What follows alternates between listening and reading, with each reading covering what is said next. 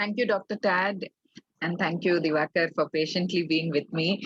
We had some glitches as usual, the technology part of it. The relationship with technology is always difficult compared to relationship among human beings. So I'm glad we are taking up this program where we are addressing human beings on relationship.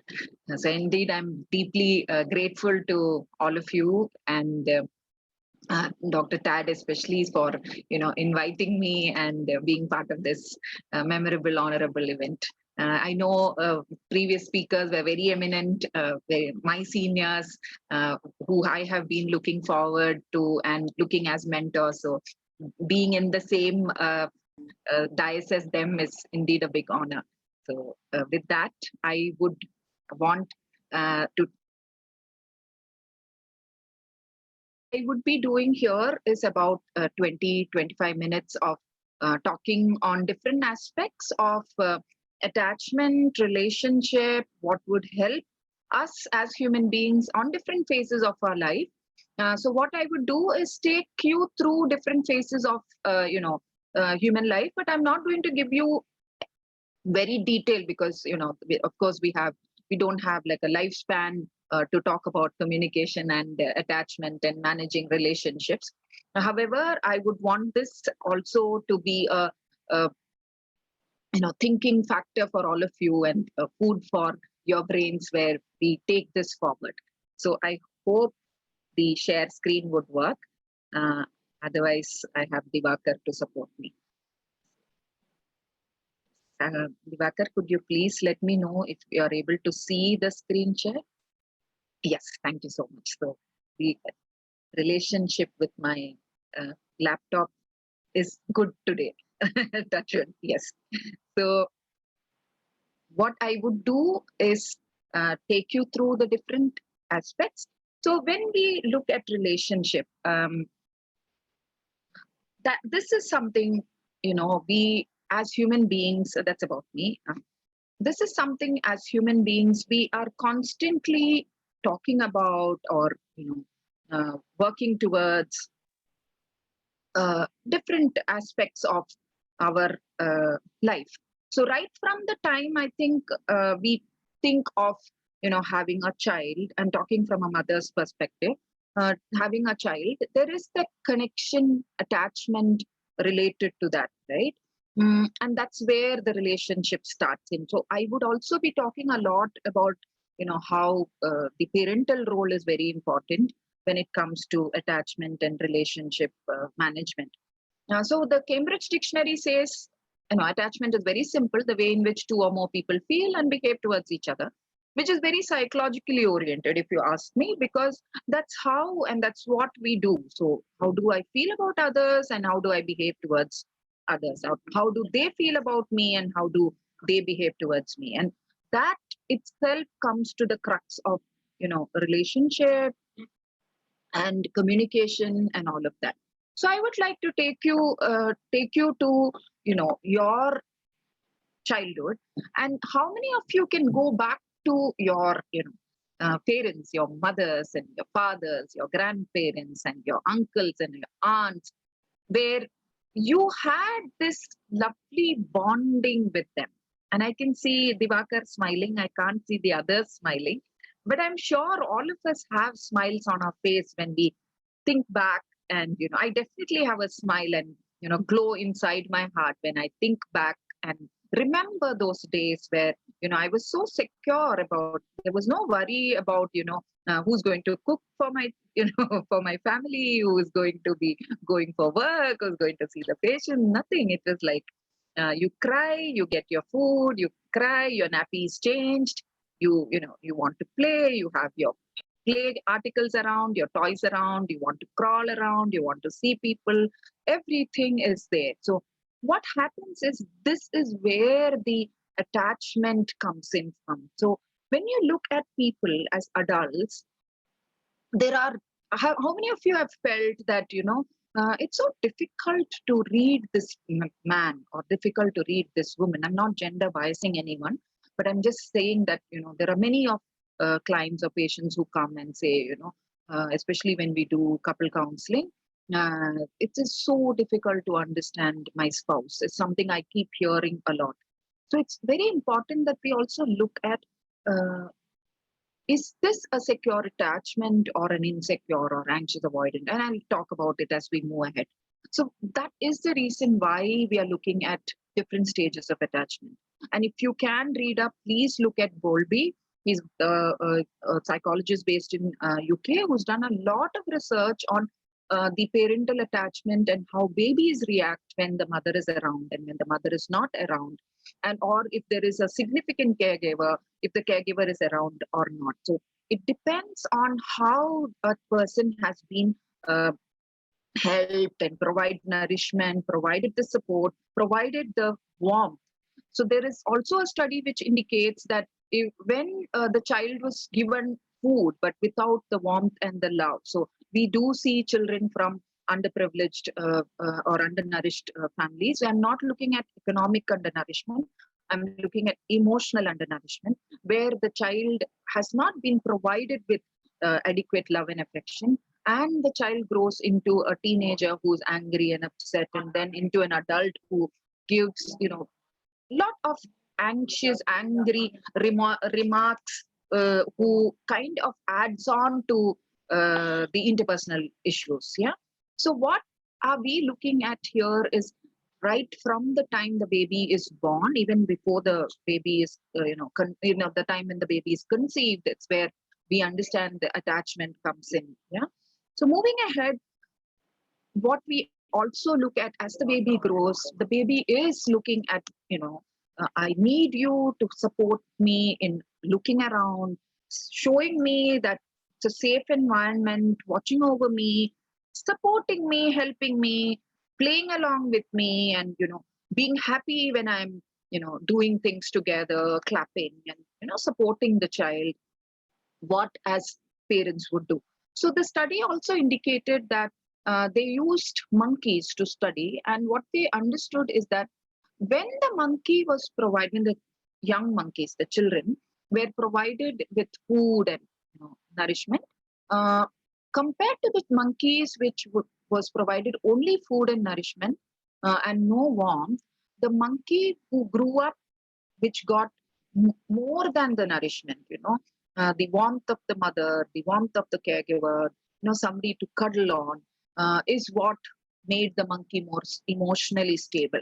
Okay. And what was surprisingly beautiful was that it was not a live monkey, it was something made of fur, which looked like a monkey. And a few of the baby monkeys were very happy to cuddle with that supposedly mother monkey in quotes. And what the psychologists found was that these monkeys who were provided food without the comfort and the warmth were still cranky compared to the other monkey who was provided this substitute parent or the support comfort zone. So what we are seeing is we have to be supportive about each other, especially when it starts from parenthood. So I'm not looking at only mothers. Of course, I'm a mother, but we are looking at parenthood, and and I'm sure there are grandparents here in this group who would definitely agree to how significant the grandparents are when it comes to the circle of security, right?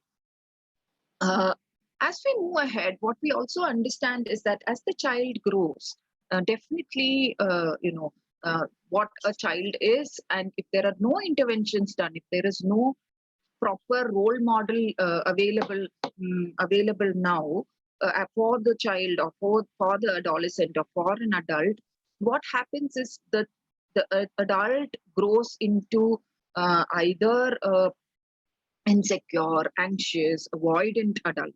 And it is very important that we understand this, because we do know that if there are interventions done in the appropriate time, we can, of course, stop this, transition into an insecure, dismissing, or anxious, avoidant adult, right? So we know that childhood impressions are very important. However, we also have to know that as the adult grows older, the teenager and the adult can be made, allowed to develop the secure relationships, when the adult or the adolescent is provided the right environment, the comfort agent, or a caregiver who is emotionally stable and facilitates emotional development. Okay, how do we do that is what we would be discussing little more in detail as we move ahead. So if you look at the slides here, you know that a secure child would definitely move ahead into a secure adult. Even if there are difficulties in life, he or she knows what is it that he or she can back up for, the coping skills, uh, the parental support, the family support, the uh, resilience which we are talking about. And of course, we also know about avoidant, anxious, avoidant children moving on to being ambivalent about their relationships and being more preoccupied about, should I be with this partner or shouldn't I be with this partner? And there is this strong confusion about, what do I do about this relationship? Okay, and that leading to more anxiety, right? And this is what we also understand, that this is a beautiful picture where we understand that a person who is secure would ideally look at making the other person also feel the warmth and the closeness and the relationship. And what we've seen is, it's not that the secure person is always going to be Buddha, or never going to get angry, or the relationship never has any problems. They would still have interpersonal difficulties, but it won't be to a very high extent of 10 on 10 degree of or intensity of having interpersonal arguments or aggressive behaviors. The behaviors which we would say would definitely be which is not conducive for a relationship. Of course, as you all know, a person who is highly anxious in a relationship, we understand about mirror neurons, can also make the other partner, the spouse, or whoever is with that person. So this is not just in very intimate relationships. We also understand that this can happen even in other relationships, maybe in office colleagues or work partners, or it could be in school between friends. So it could be leading on to other relationships as well. So what we are looking at is, it is important that we understand that emotional intelligence is very important, where a person is able to understand the emotions of one's own and the spouse or the partner. Yeah, so the avoidance always happens when there is fear. And we know that if I'm scared of something, I would rather not approach it, because that's our survival brain. Again, we wouldn't want to approach something which is fearful for us. But we also know in our reasoning mind that we cannot or need not avoid fearful stimulus, right? So it is important that we understand that by avoiding, we are not going to help us develop the emotional support or emotional resilience. So it is also important, and the reason why we are discussing this is to help us understand that, of course, we can get back into this green square, where we know that we can get back into being having a secure relationship with others, and make ourselves feel emotionally secure. Yeah. This is also important here, and that's the reason why I put the slide, because we are looking at managing people and managing relationships, right? So what we need to understand is, of course, people can have positive and negative thoughts about oneself. They can also have certain thoughts about their partners, right? So we are not only looking at positive and negative. Right now, we are looking at helpful and not helpful. Okay. So a person, so just because I'm saying a person with, a secure relationship is, so I don't know if I'm giving you this idea that a person with secure relationship has to be idealized. I'm not saying that, but this a person with a secure relationship with skills of developing warmth and bonding definitely is on a higher level, more comfortable level to get into more intimacy and autonomy, providing the space for the partner, providing personal space, and not getting into the space of the other person. Whereas when it comes to a person who is very preoccupied, then you get emotional entanglement, or it could be totally dismissive, where this person just doesn't want to be intimate, or just feels that I myself, I am enough for this relationship. And there could also be people where they are scared of intimacy and totally socially avoiding not just their spouses, it could be even avoiding other people in their life. Yeah. And I'm sure when I talk about this, there are people popping out in your mind. Oh yeah, this friend of mine is like this, and this relative is like this. So I know there are people listening here, and you can get identify these people whom according to you could be secure, could be preoccupied, dismissive, and fearful. Of course, there are questionnaires which are valid and reliable, which very simple questionnaires, which also allows us to understand what kind of attachment you have. And definitely that is where the stepping stone on to relationships. And once you know your attachment patterns, then it's easier to work on the relationship. Yeah. Let me move a little bit more on the three C's. So there are actually three C's when Adler started it with, but Betty Lou Bettner added on with more C's. So when Adler started, Adler is again a psychologist who did a lot of work on attachment, and tried to understand how people can be motivated starting from childhood. So what he says, and then Betty Lou Bettner developed the research more and provided more research evidence to all of this. So what we understand is that the first C is connect. Yeah. So how many of us actually like to connect with people? Of course, I know we are in lockdown. We are, sitting inside the rooms and, working from homes. But how many of us actually miss that connecting with people, social connectedness, right? It also indicates that as human beings, we need that oxytocin and the serotonin and all that. So, and when we connect, we develop that, we produce that in our body, right? So, and we've seen that children who connect with others do not feel that they are off from this place. They know that they can be along with other groups. They can be with a peer group, or they can be within any other group where they can develop the security feeling of it, the comfort of it, right? And they believe that they belong to that place. And imagine that child growing up into an adolescent, an adult, a senior adult, and how we would feel connect to that person, right? We also see the next C is control. So what we are looking at is that many times as parents, we would want a lot of control over the child. Do not sit here. Do not eat that. Do not play on the laptop now. Okay. And many children have asked me that, my mama is always telling me do not. She never tells me do what. And I'm confused because I'm sitting inside the house and I'm sleeping for maybe 8 to 10 hours. And then the rest of that 14 hours, I don't know what to do because she keeps telling me, don't do this, don't do that, don't do this. And what am I supposed to do? So the reason why I'm bringing this in is that it's important that we understand that if the child throws a tantrum, it is not the problem. We are looking at the child's perspective of it. So many times the mother or the father or whoever the caretaker is wants control over the child, and the child wants control over the situation.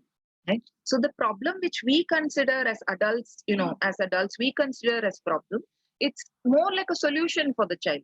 So the child knows if I throw a tantrum, mama will leave everything, she will come sit with me, she might even scold me, shout at me, but I see that as an entertainment. And that kind of reinforces, that continues. Imagine the same child using that tantrum behavior as an adolescent, as a young adult, and moving ahead in adulthood. So you see how the pattern grows, right?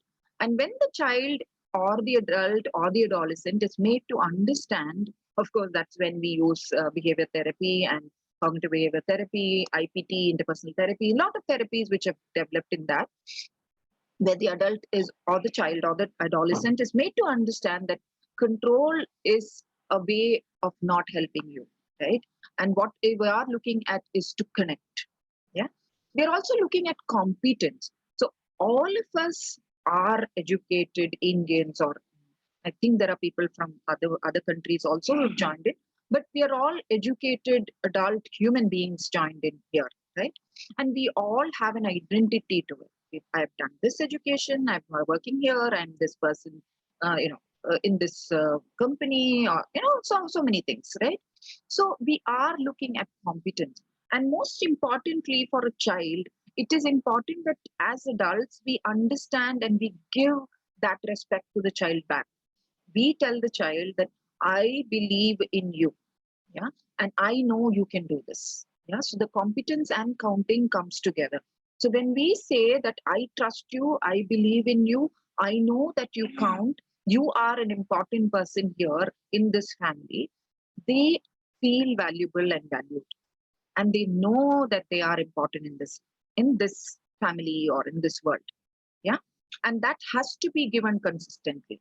So a person who can uh, feel that he or she is part of the family, it could be a child, an adolescent, adult, is definitely a happier person, right? Because he or she knows his value or her value in this family is very, very important, right? And of course, courage. Nobody can go forward without courage, right? So what happens is, as I was telling you earlier on, anxiety predominantly tries to make people avoid whatever situation comes in, and that is where courage comes in. Yeah.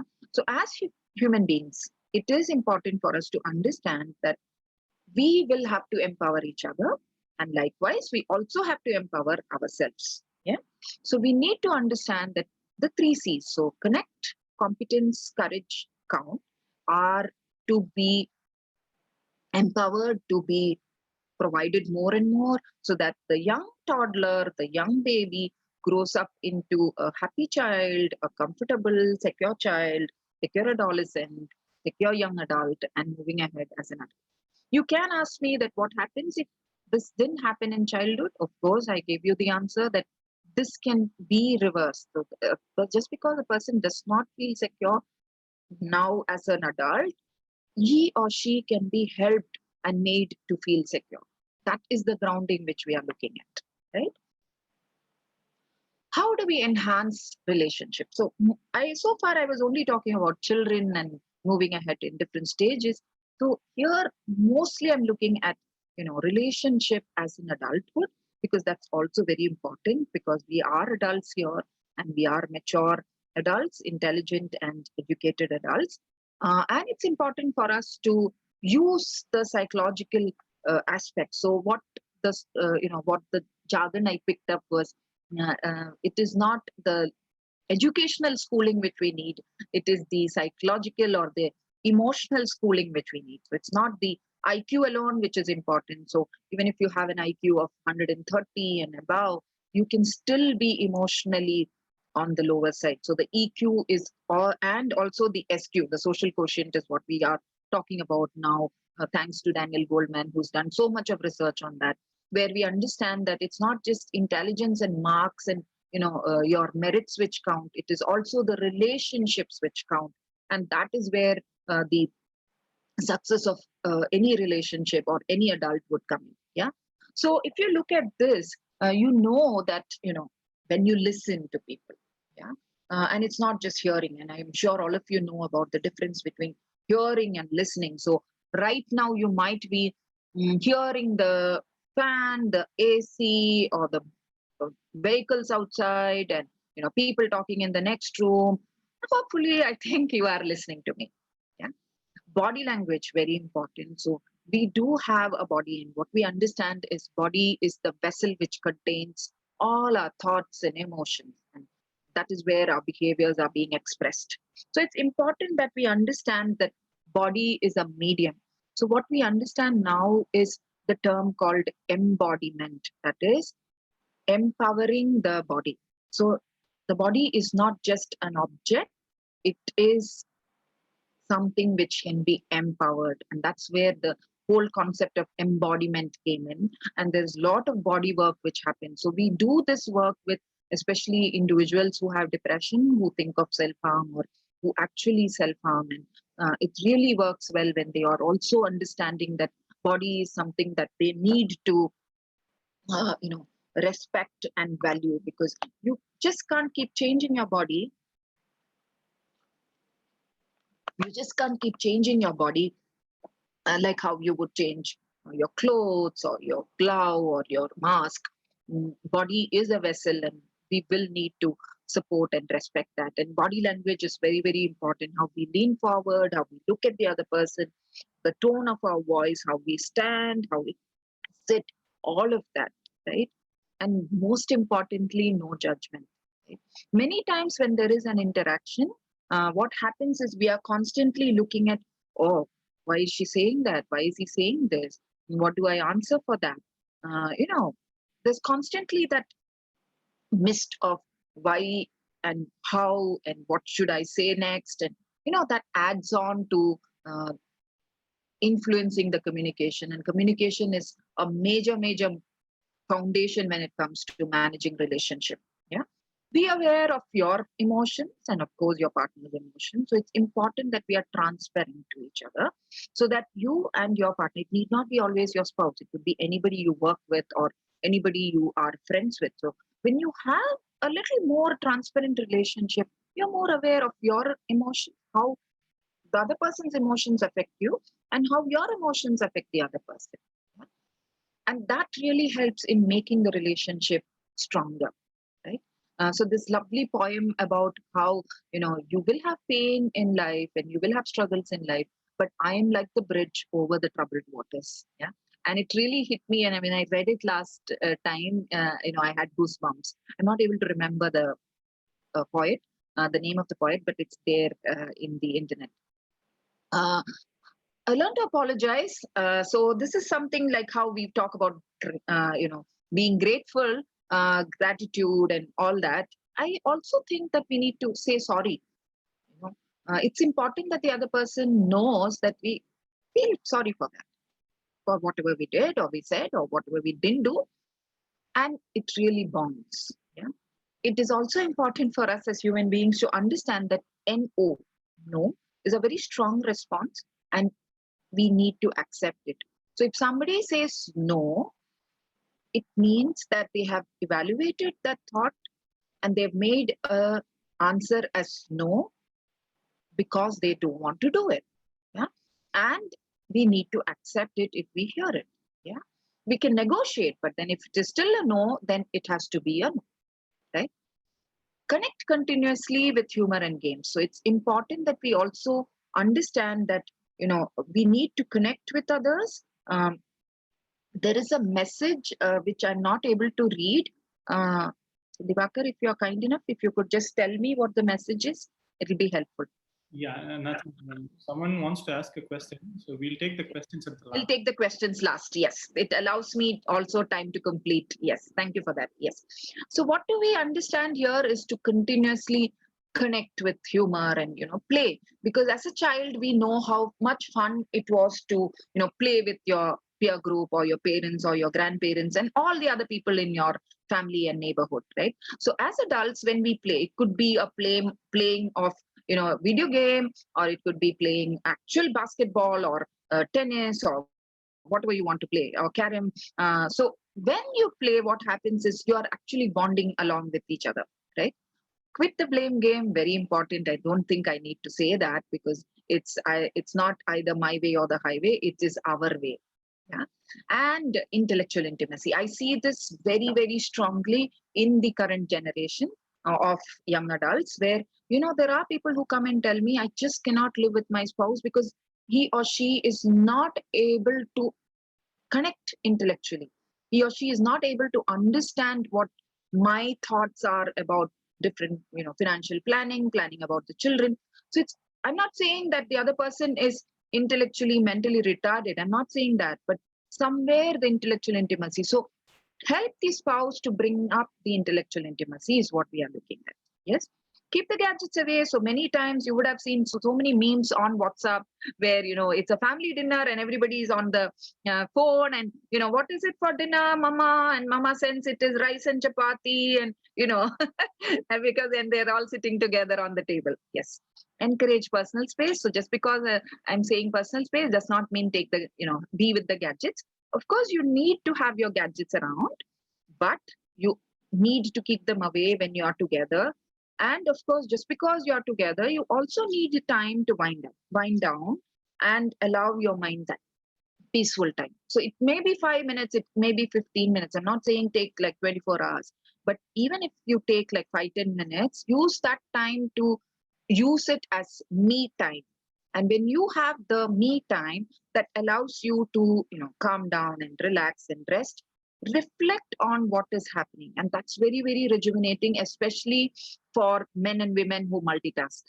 So you have work from home, you have kitchen work, you have people delivery boys coming here and there, and you have the children all around, and you have your in-laws walking through. So it is chaos. Yeah, but it is important that we look at me time there. Yeah, I am a working mother living with in-laws, so I can actually, and with twins, so I can actually connect with people here. Yes. And the kids are going through exams now, so we are in high pressure zone now. Right. So it's also important that we understand listening and responding. So it's important that we understand this quadrant. So when we are interacting with people, we can decide whether we want to be constructive and active. So when somebody tells us that, I got the first prize, or I got this medal, and I got this promotion, there are different ways of talking about it, right? So when it is a nurturing way of saying, we would say, wow, that was really nice. I'm so happy for you. Instead of saying, okay, that was nice, good. Yeah, you see the difference, right? I can see that on Divakar when I say different expressions, and I'm not able to see others. If it was on the physical world, I would have actually felt very happy seeing all your bright smiles. Yes. We can also be saying, we're being very ignorant and saying that, dismissing and, okay, you got it. Okay, fine. I don't care. I don't have time for all this. Yeah. It can also be hurting, as in, oh, that's surprising. I wonder how you even got through, knowing you're so much of failures all through your life. And people actually think that's very motivating, whereas it is definitely not motivating. Imagine telling someone on the face that, I wonder how you got it. Yeah. So what we need to understand is also be mindful about your words and how you say it. Yeah. That surprising can be said also in a nurturing way. Yeah. Can you all do that in your mind? Yes. And you feel happy when you do that, right? You can see your body's relaxing, right? And that is where your body is showing to you that you are happy providing the compliment to that other person, right? So we develop the dopamine, oxytocin in ourselves. We're also providing that to others. It's a happy world. Yeah. Inform your partner where you are. I added this because many of my, couples who come, they say, my husband never tells me when and where he is. And I don't know when he will come back home for dinner.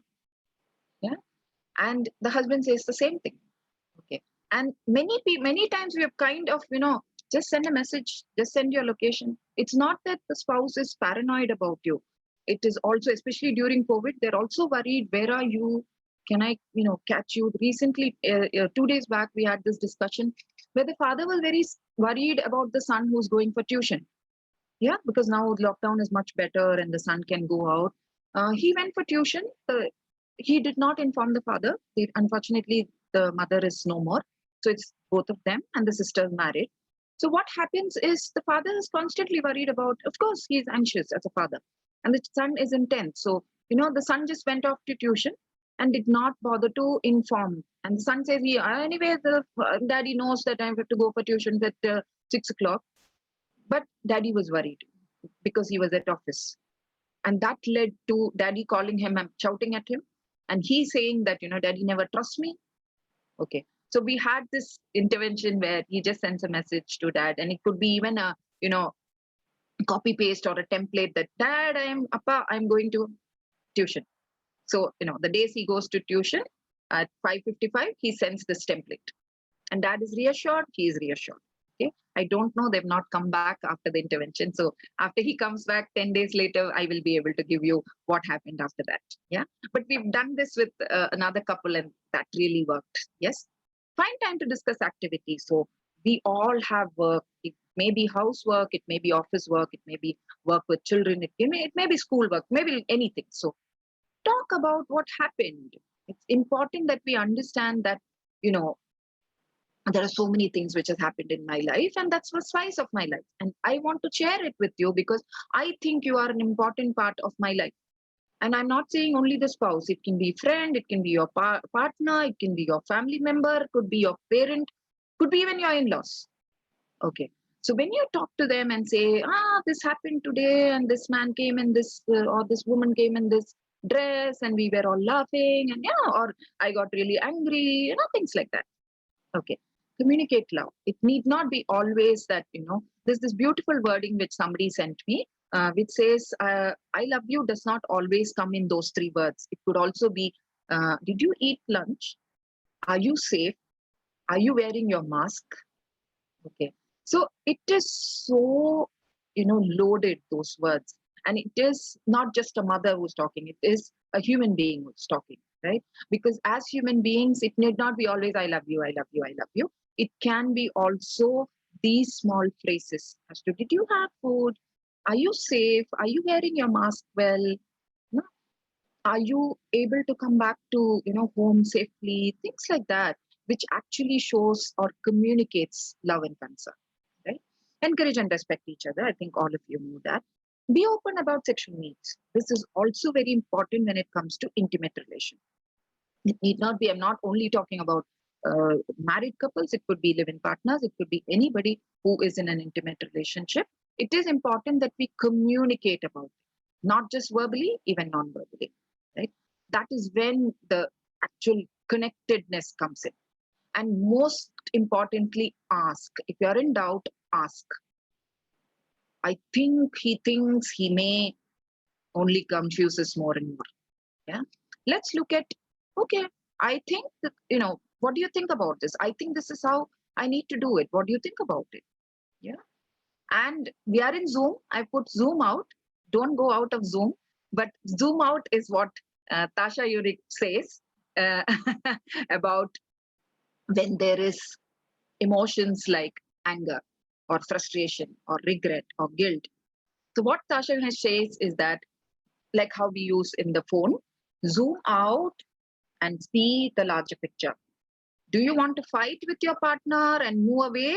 Or do you want to allow your emotions to calm down and get into, a healthier relationship? Yeah. Do not let the third party come in. This was, when we had this discussion, many of them tick this. Do not let the third party. We are not looking at the mother-in-law alone. It can be anybody. It can be a friend. It can be a, uncle, auntie, neighbor. It can be anybody. But when it comes, of course, not the child. Child cannot be the third party. That you had the child because you wanted to be a parent, right? So what we are looking at is, do not let the third party be there, because the third party is not going to support you in any way, because this is a relationship between you and your partner, you and your co-worker, you and your spouse. It could be, it's between you. Yeah. And the triangle never helps. So that's when we talk about triangulation and relationships. I'm not getting there, but the triangle never works. It has to be a straight line, right? Accept that there are different perspectives. Yes. Like how we know the famous quote of 3 and the 6, right?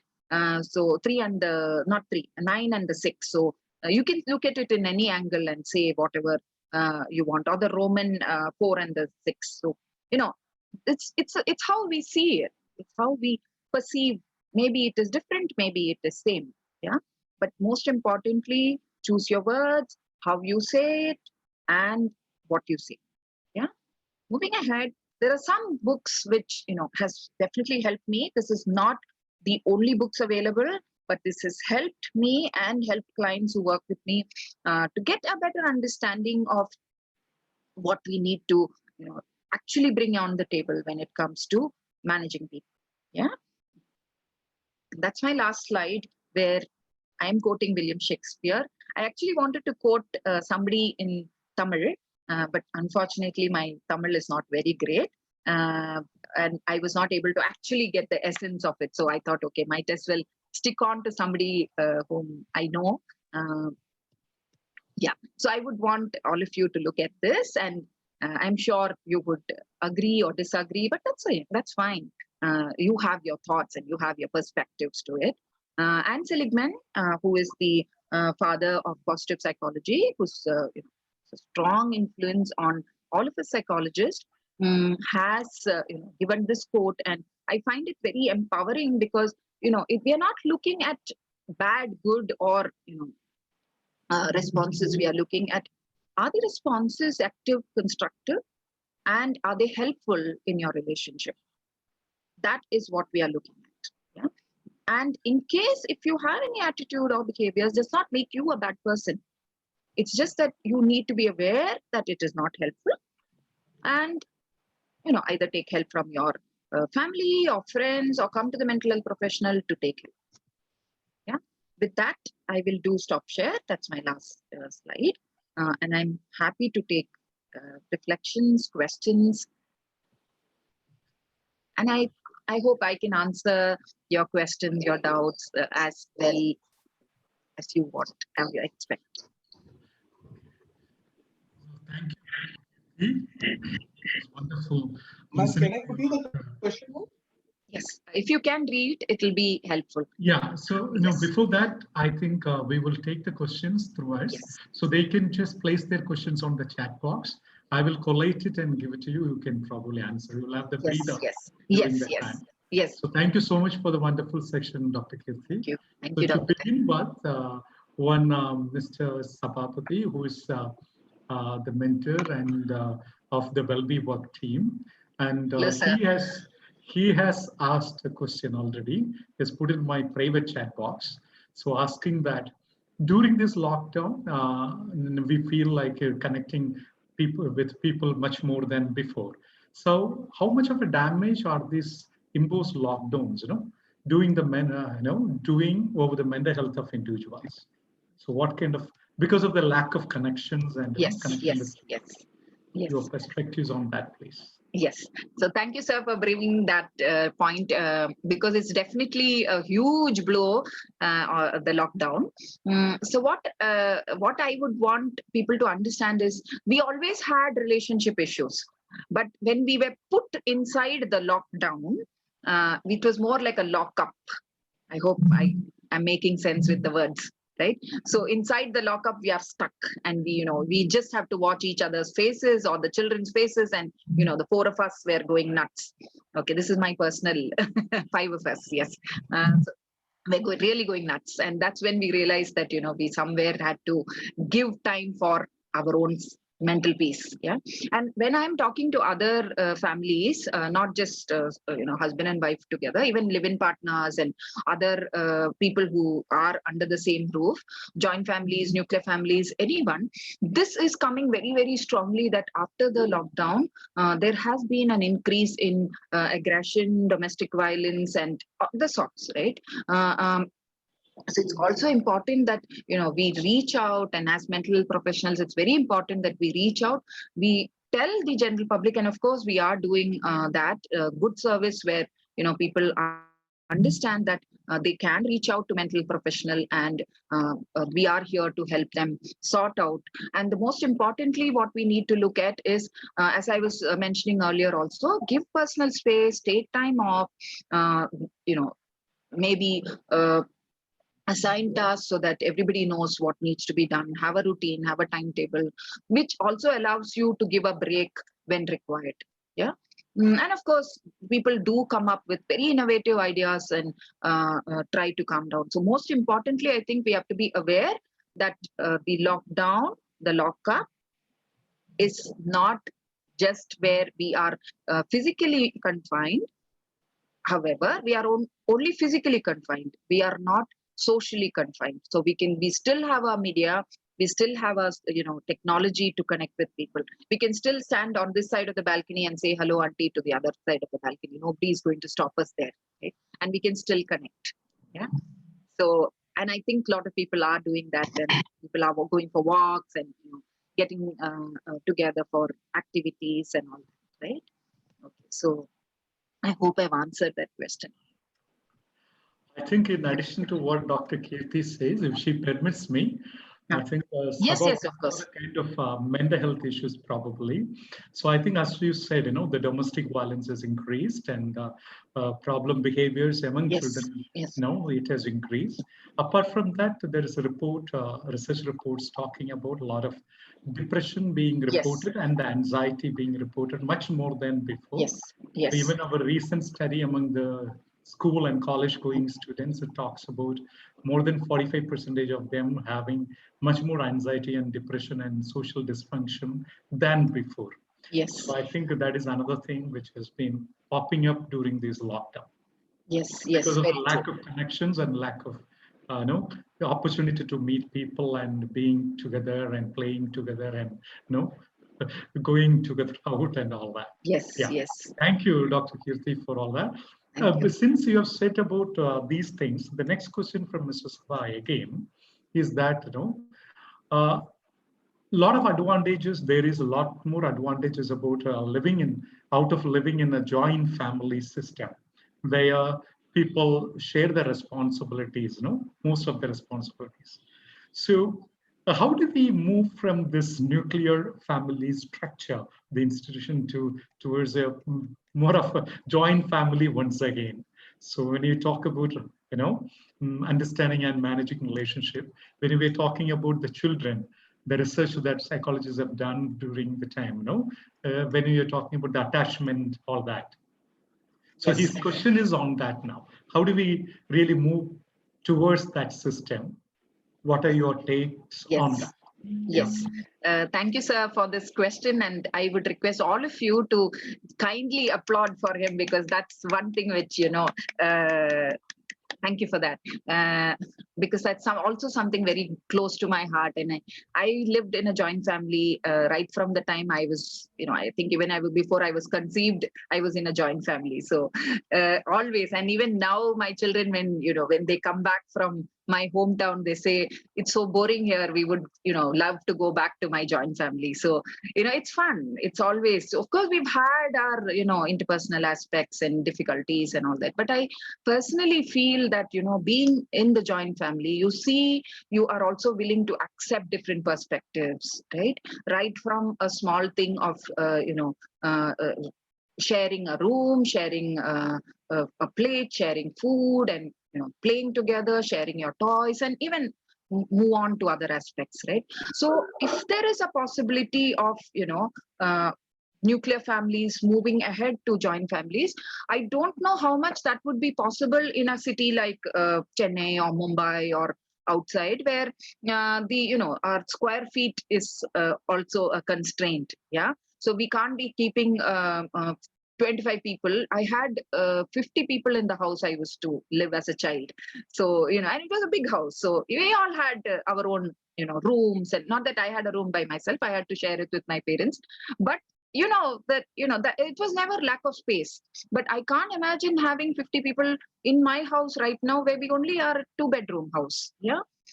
So that space is a constraint. So what we are looking at is, if we can have somewhere where we can meet up relatives, meet up friends. So even if you don't want to be with your relatives, have a social gathering where you can meet up with people. Even if you don't want to meet up physically now because of safety, you have your Zoom, you have your Teams, you have your, any social media, you have your technology to help you join and meet up with people. Yeah, nobody has stopped that from you, and that definitely helps people to connect with people and be socially aware and support each other. So when we also do, and I love Instagram for that. Sorry, mothers, because I am supporting the young adults and the teenagers. I see Instagram being a social community here, and when people whom I work with, people who have depression and self-harm, when they post things, the amount of support they get on Instagrams is so much. Of course, there are some who say hate mails, but majority of them also get the the support, and that is lot of serotonin for them.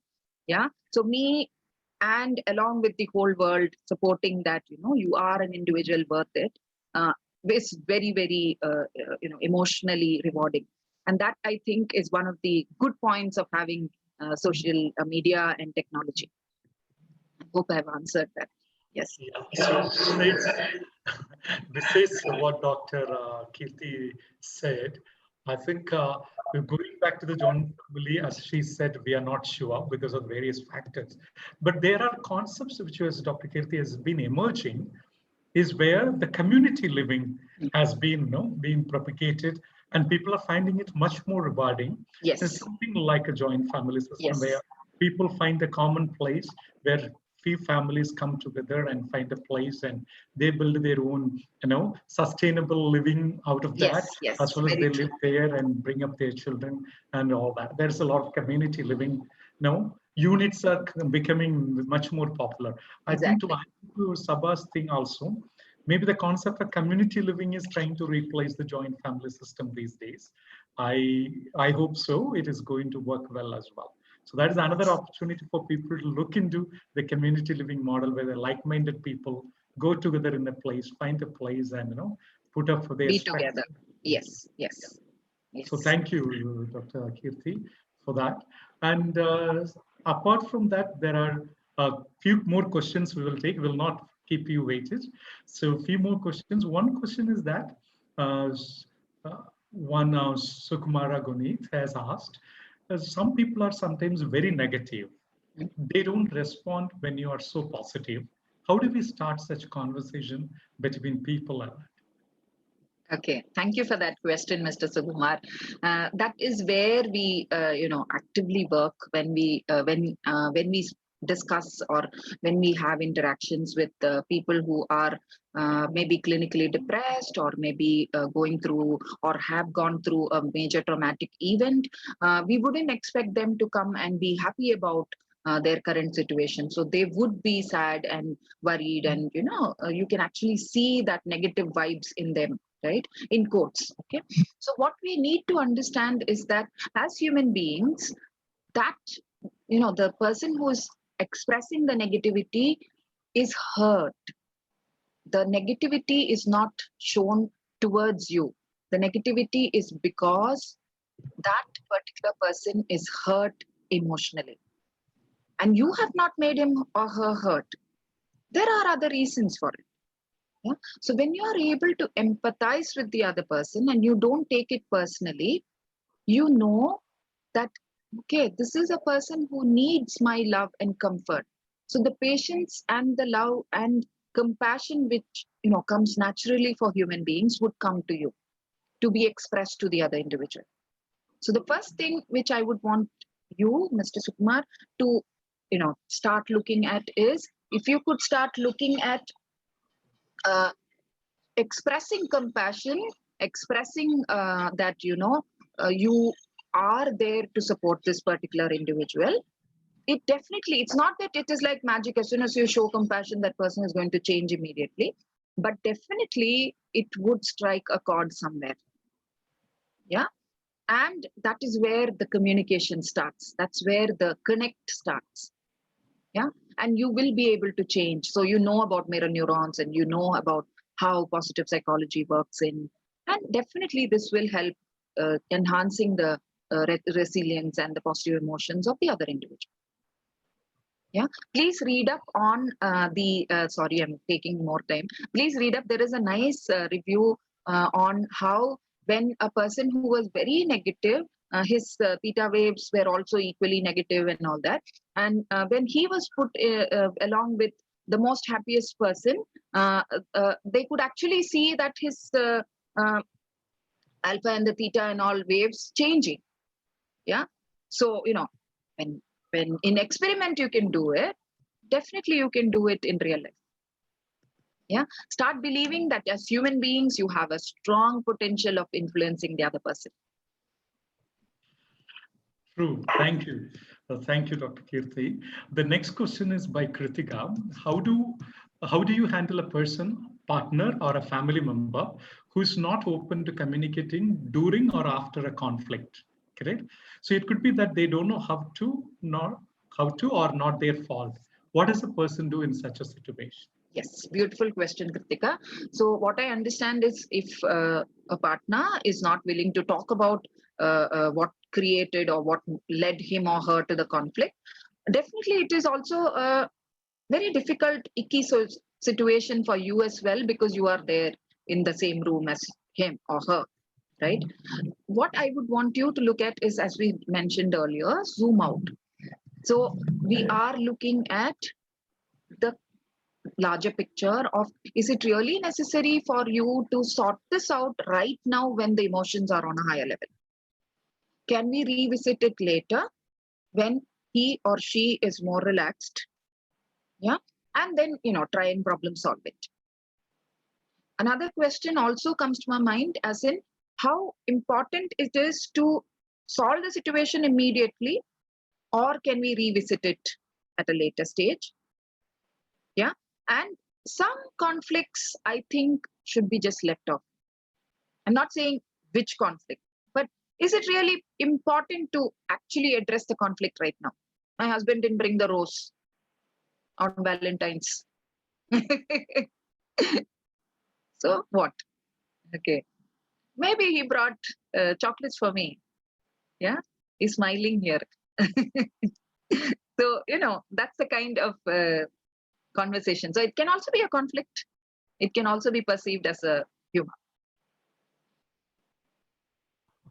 Yeah, I think you have nailed it with your answer. I think Kritika would have got some inputs. And the next question, maybe we will take another 2 more questions. Yes. Yeah. I'm happy so to.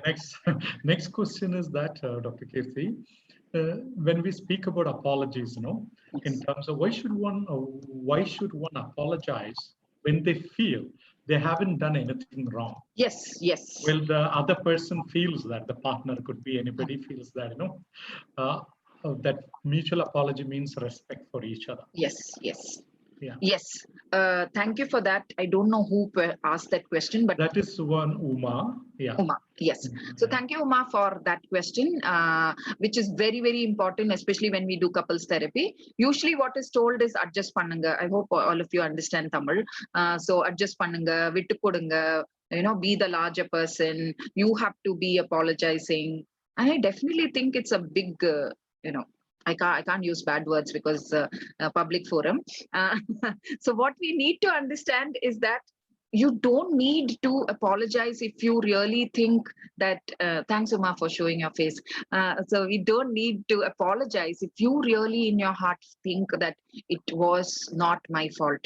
You can also negotiate it assertively. Yeah. So that is where the assertive skills comes in. Yeah, you don't have to always be the larger person and say vittu kodunga, but I'm also saying this with a pinch of salt, where we also have to understand and look at the larger picture, where is it really necessary to confront that person and ask him or her to say sorry at this point, or can I even ignore it? Okay, so if you can cognitively process that definitely would allow your client or whoever you have in mind to allow them to think of whether they actually need to apologize. For some people, they just keep saying sorry. Okay, without even meaning it. Okay, so sorry or the apology should not be just a word. It is a loaded word and it really carries meaning. Okay, so that's when we work with couples. So there are times when the in-laws would say that what is so bad about just saying sorry. I don't believe in that. Okay, I'm not talking about women empowerment. I am tired looking and smiling at me, but I'm talking about human empowerment. Okay, so if you really feel that I can say this sorry, and by saying sorry I am helping the relationship, of course go ahead and say sorry. But if you really believe that you've not made a mistake and just because somebody is forcing me into saying sorry, you don't have to do it. That's why we have a frontal lobe and we have a reasoning mind where we can reason out things. I hope I've answered you. Yeah, I think that's a very wonderful answer, long answer. I think you have detailed it a lot of things there. Yes. But in addition to that, Dr. Kirti, if you agree, yes. I think sometimes, at times, devoid of gender or whatever it may be. At times, a person, when they make something or say something, at times they think that that is right for them. But the other person can perceive it in a different way based on their experience or exposure or the whatever they Of are, course, yes. their belief system. So in that case, I may strongly believe that I have not done it at all. But the other person strongly believes that probably, no, that was wrong. You need to apologize. I Yes. think probably in a relationship, they need to really talk about it to understand what has really happened, how this person has ended up interpreting that way. So for both of them, probably at certain situations, they are both are right. So in order to reduce the conflict, diminish the conflict, I think they need to really Yes. speak about it.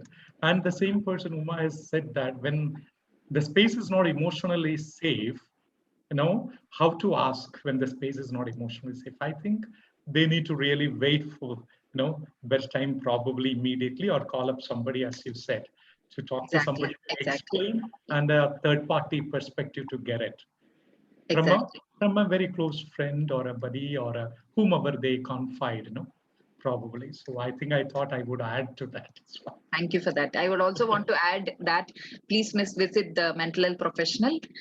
We are trained to handle that. So if you feel that a friend or a family member is not able to solve, then of course you have the professionally qualified people who also have supervision. So they are qualified enough to handle as a third party in the whatever the conflict is. Okay, so thank you, Dr. Kirti. And another thing is that the last question, probably one question is already repeated here, you have already answered.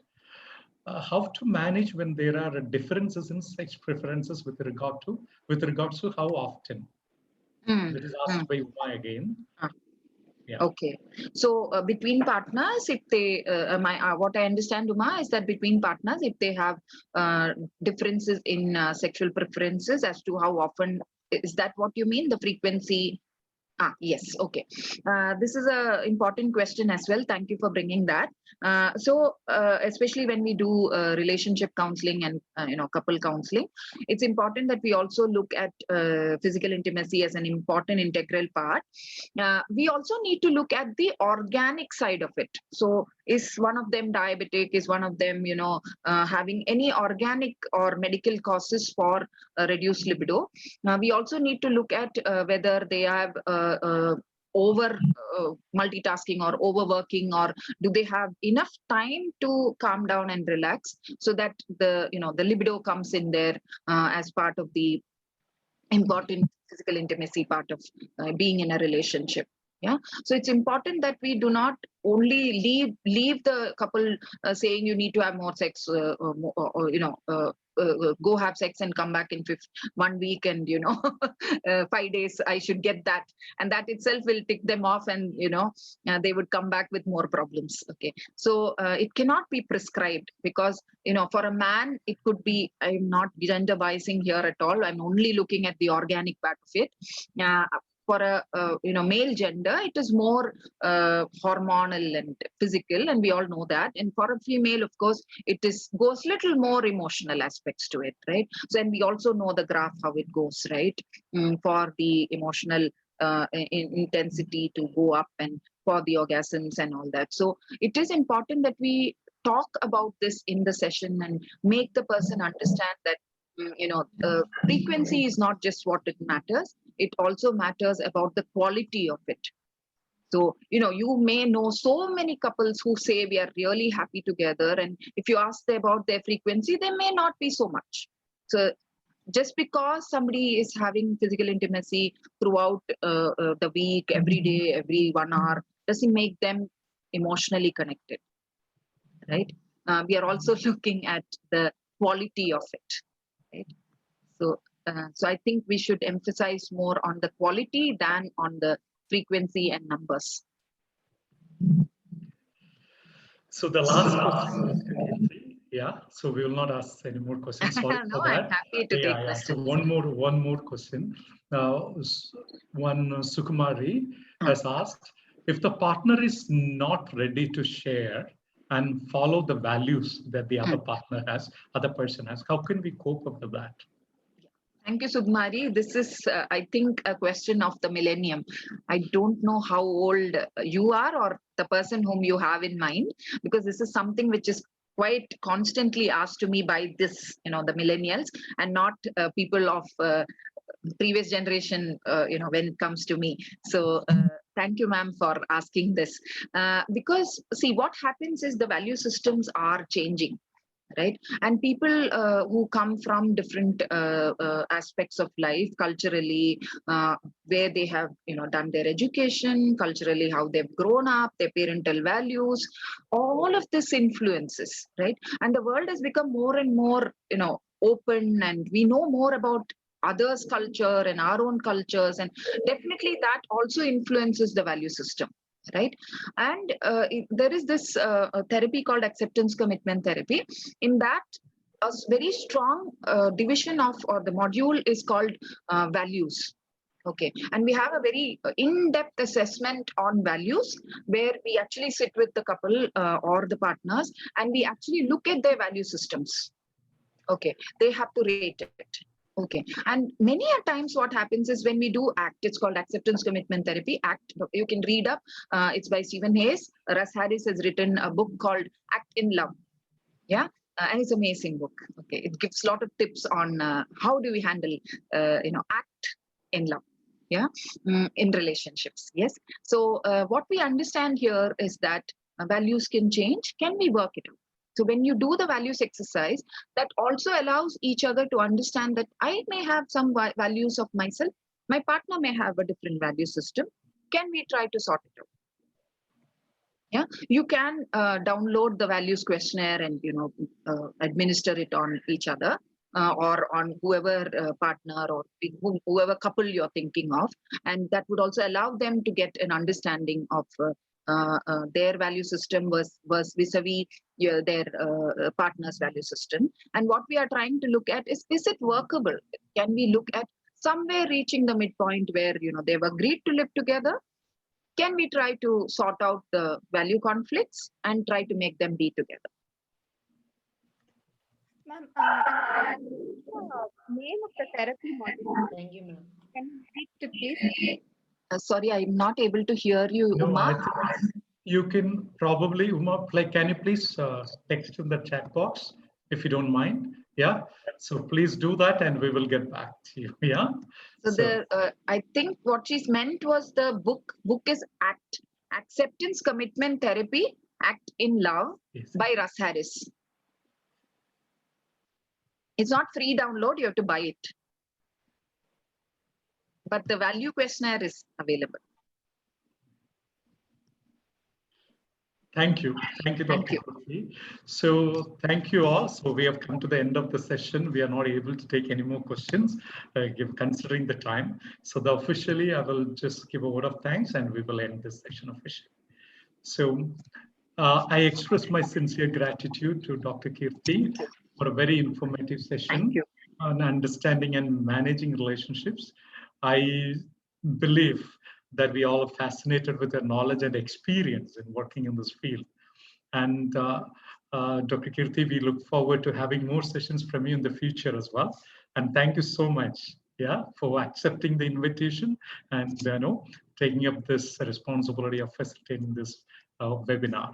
And I thank the WellBe Work and IAP team members for putting it all together to run this webinar series, WellBe Wednesdays webinar series.